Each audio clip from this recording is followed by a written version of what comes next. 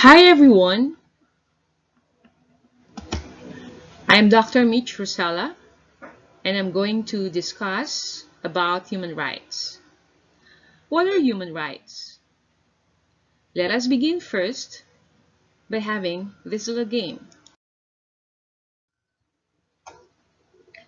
Here you can see jumbled letters, and these jumbled letters represent kinds of rights. I will give you 5 seconds to answer each number. Your time starts now.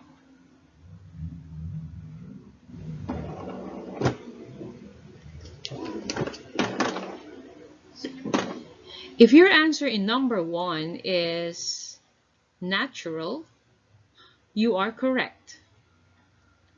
How about in number 2? Yes, that is political. You may continue in number 3.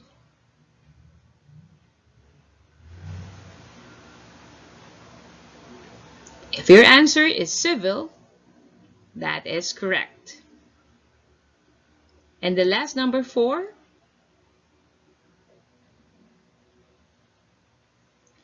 Very good. The answer is civil. We are done with the game, and I believe you were able to answer it right. So we have different kinds of rights. For the first one is natural rights. Natural rights are those that are not dependent on the laws or customs of any particular culture or government, and so are universal, fundamental, and inalienable, or they cannot be repealed by human laws, though one can forfeit their enjoyment through one's actions, such as by violating someone else's rights. So what are these examples of natural rights? Examples of natural rights include the right to property, the right to question the government, the right to have free and independent thought, and would you believe the right to love is a natural right? Yes. So what are these political and civil rights? The political and civil rights are a class of rights that protect individuals' freedom from infringement by governments, social organizations, and private individuals. They ensure one's entitlement to participate in the civil and political life of a society and the state without discrimination or repression. The most common example of civil rights are the prohibition of discrimination based on race, ethnicity, religion, and gender, the right to personal security, including protections for persons accused or suspected of crimes, while the right to vote and the right to participate in democratic political processes and freedom of expression are examples of political rights. So what are social rights? Social rights are those rights arising from the social contract, in contrast to natural rights which arise from the natural law, but before the establishment of legal rights by positive law. By social rights, I refer to those rights that protect the necessities of life or that provide for the foundations of an adequate quality of life. Social rights may also be defined as claims against the state to have certain basic social and economic needs of life satisfied. Social rights include the rights to an adequate standard of living, affordable housing, food, education, an equitable health system, and social security based on respect, and not sanctions. So let's try this pretest. Which of the following best describe the concept of human rights? A. Laws about rights contained in the Philippine Constitution. Letter B. The rights to freedom of speech and religion. Letter C. Basic rights and freedoms to which all humans are entitled. And letter D. The existence of UN peacekeeping forces around the world. So try to answer. I'll give you 5 seconds.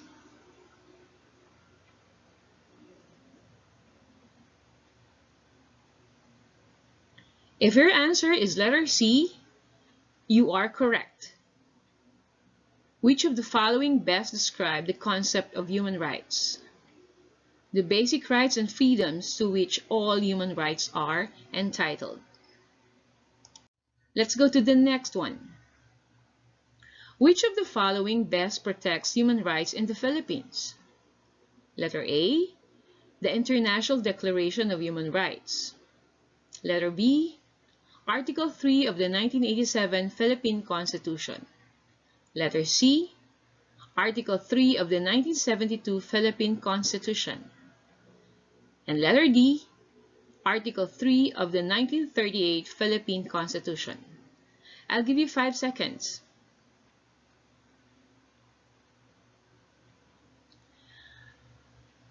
The answer for this question is, of course, letter B. Article 3 of the 1987 Philippine Constitution. Okay, here's the next one. When do we commemorate the International Human Rights Day? Letter A, September 10. Letter B, January 10. Letter C, March 10. Letter D, December 10. What is your answer? Yes, that is correct. That is December 10, the day we commemorate the International Human Rights Day.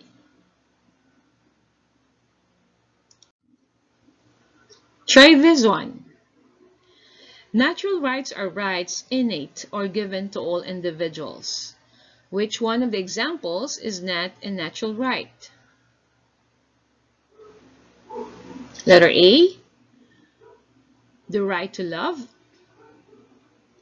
Letter B, the right to life. Letter C, the right to vote. And letter D, the right to liberty. The answer? Of course, that is letter C, the right to vote. The right to vote is an example of a political right.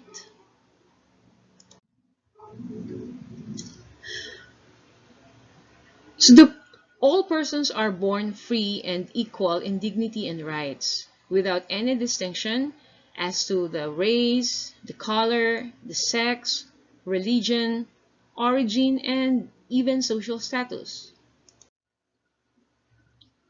United Nations definition of human rights are generally defined as those rights which are inherent in our nature and without which we cannot live as human beings. So let's try this activity. You may answer, or you can have the answer yes or no. Just the simple yes or no. Try to analyze. Number 1. Is a person in a police lineup entitled to the right to counsel? I repeat, is a person in a police lineup entitled to the right to counsel? The answer is no.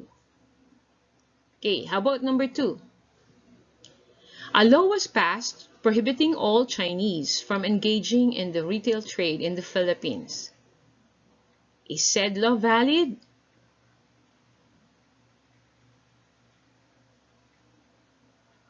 The answer is no.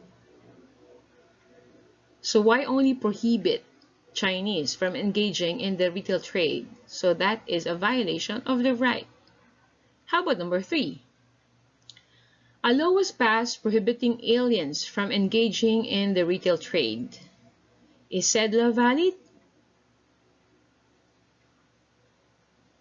The answer is yes.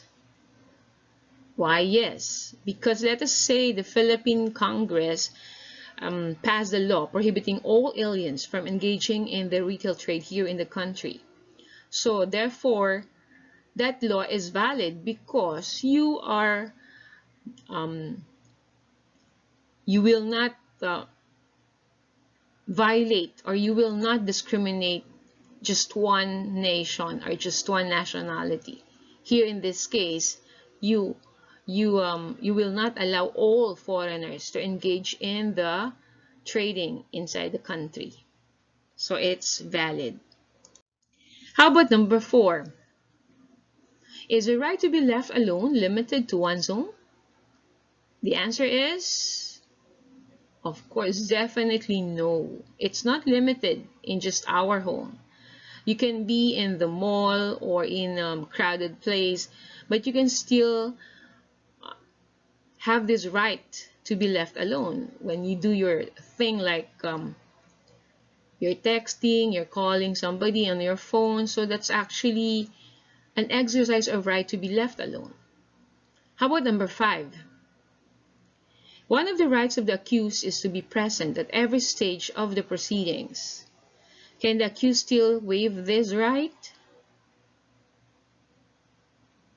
The answer is, of course, yes. Especially if it's for identification purposes. Number 6. Is there such a thing as a citizen arrest? The answer is yes. Even if we're not policemen, we can do a citizen arrest provided that we witness a certain crime or a certain commotion. So we can engage ourselves and we can help those people, the victims. So we do that and we exercise that right, and we call that citizen arrest. Number 7.